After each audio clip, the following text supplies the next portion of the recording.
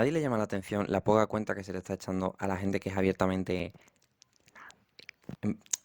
N palabra. No quiero decir N-A-Z-I, ¿vale? Como diría Elon Musk, os doy mi corazón, ¿eh? Os doy mi corazón. ¡No, no! ¡Hasta luego! ¡Hasta luego! Me da la sensación de que hace unos años pues se popularizó el tema de llamar N palabra a la derecha cuando la derecha hacía cosas fascistaloides que tenían una despreciabilidad moderada. Pero es que ahora está como muy normalizado. ¿Es que quieren quitarnos la libertad de expresión? No, mi niño, es que está siendo literalmente un fasci italiani de combatimiento. No puedes decir que te privan de la libertad de expresión cuando lo mainstream es ser fascista. No sé, si quieres tu chapita de outsider te la podemos dar, pero es que es más transgresor no ir a ver a tu abuela. Gran parte de este problema tiene el blanqueo que han sufrido determinados discursos a lo largo de los últimos años. Hemos establecido como normalidad ese discurso de tu tío borracho, putero y misógino que te da en la cena de Navidad mientras que apesta a whisky y con una mano sujetas el cubata y con otra te recoloca los huevos porque le empiezan a picar después de estar 30 años arrastrándolo. Y hemos extrapolado eso a la política, aceptando, por ejemplo, que Franco es una opción política respetable y configurando la idea de que la esencia del franquismo fue positiva. Pero yo vengo a hacer una propuesta. Puestos a vender el franquismo como algo positivo, podemos vender. ¿Y qué vendemos? Pues merchandising. Tengo algunas ideas para este merchandising, como por ejemplo un Funko Pop del Generalísimo con una edición del 20N en la que sale tieso y brilla en la oscuridad. Elementos expoliados del Pazo de Meirás, por ejemplo. Otra idea para vender el franquismo a un público LGTB sería, por ejemplo, sacar collares de perlas como los de Carmen Polo. Y, por supuesto, también habría que pensar en lo textil. Como las típicas camisetitas del Camino de Santiago en la que dice hacia allá va el Camino de Santiago. Pues en vez de eso, poner un subtexto en el que diga hacia allá me contó mi abuela que está la fosa común en la que está mi abuelo.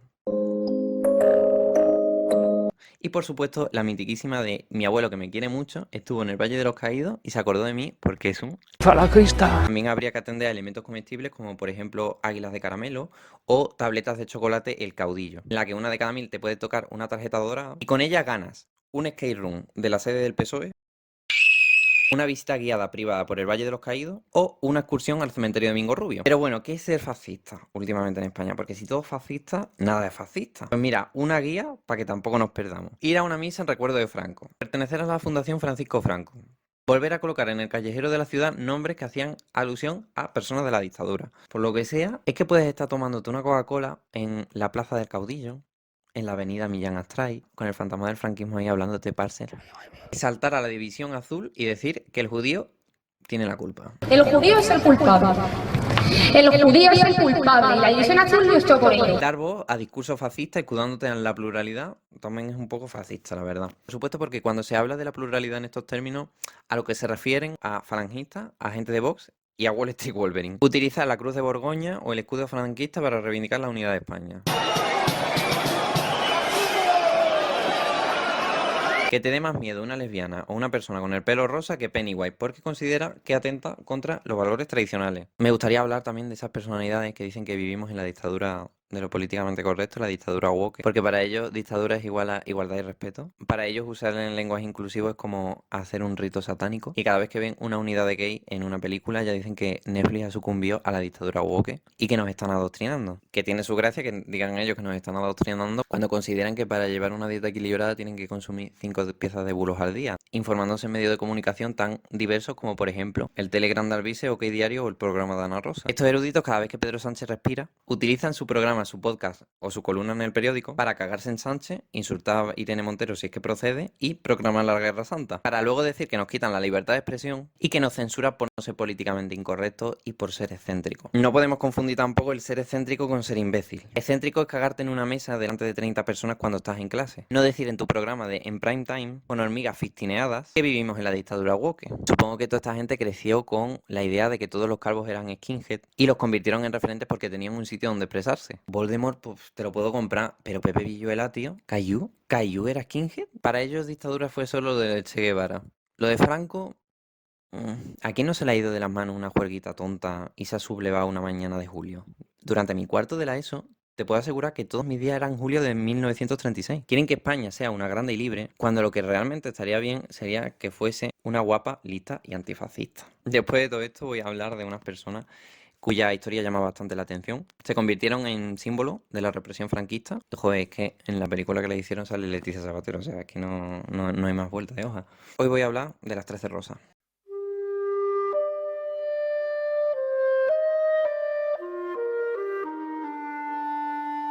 Nos remontamos a los momentos posteriores del final de la Guerra Civil.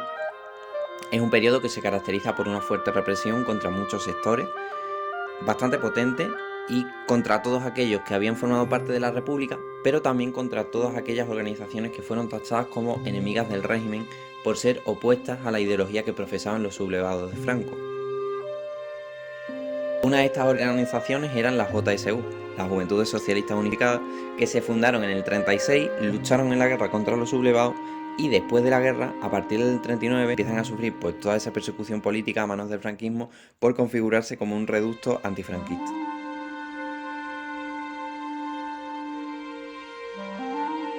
En estos términos, lógicamente, persecución implicaba todas aquellas dinámicas que tuviesen como objetivo dar con todos los miembros posibles, con toda clase de métodos. La captura de los integrantes de estas fundaciones conllevaba la llevada a campos de concentración, la tortura para que delatasen a sus compañeros y, por supuesto, la ejecución como castigo y escarnio público. Estas represalias no solo se lo llevaban los integrantes de estas organizaciones, sino que también pues todos los entornos de estas personas eran susceptibles de ser represaliadas, incluso a pesar de no tener nada que ver, porque el ser amigo, ser familiar o directamente conocer a alguien que pertenecía a estos colectivos, con eso ya se era susceptible de ser perseguido.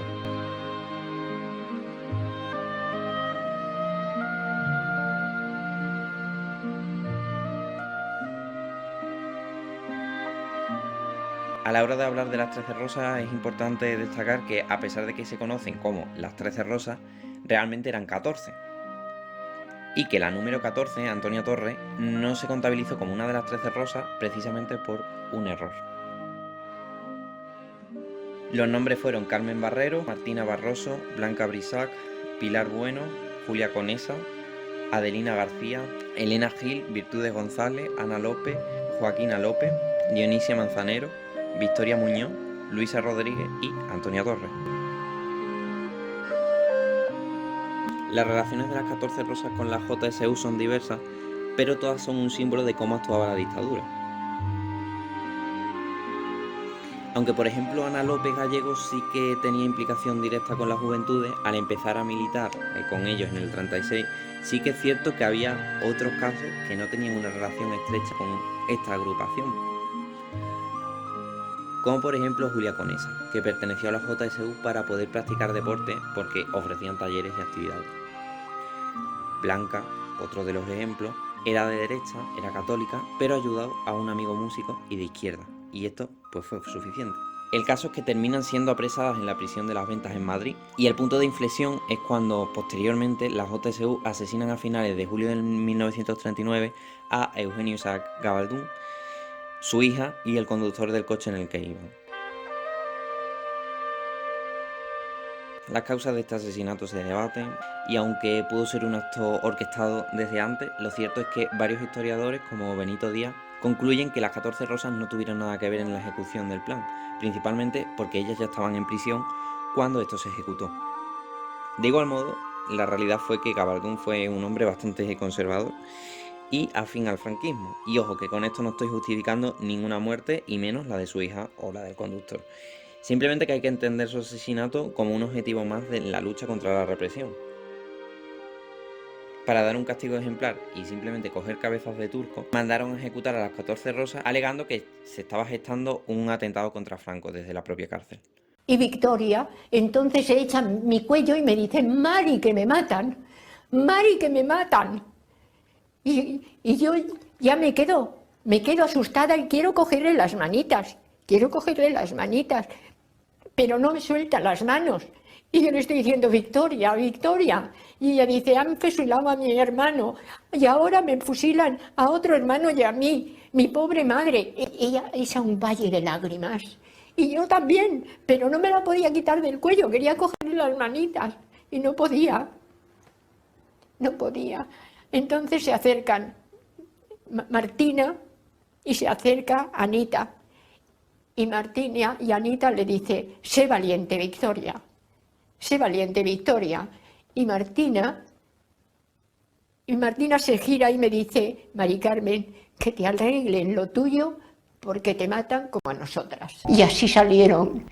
Yo no sabía no sabía, no podía hablar, no podía gritar, no veía lo que hacían las otras personas, no sabía lo que hacían las profesoras. No, de pronto caí de rodillas y alguien también se arrodilló y yo no sabía más que Victorita, con sus tirabuzones por aquí colgando, salía por la puerta con la cabecita así gacha y ya no. Yo fue ese recuerdo, esa muy amargo, muy amargo, muy amargo.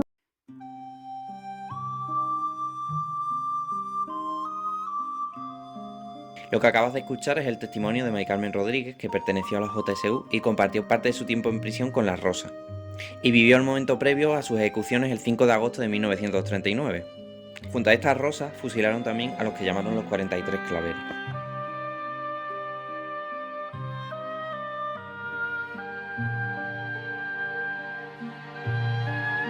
La ejecución de las 14 Rosas se convirtió en un acto simbólico donde se demostró, una vez más, la crudeza del régimen franquista. Me parece curioso que en muchos discursos la corriente sea llamarlas a ellas y por consiguiente a organizaciones como la JSU terroristas, en un intento de legitimar un régimen que ascendió al poder a raíz de un golpe de Estado, que esto muchas veces se nos olvida, teniendo una doble vara de medir y, dicho sea de paso, una necedad incipiente del tamaño de una catedral.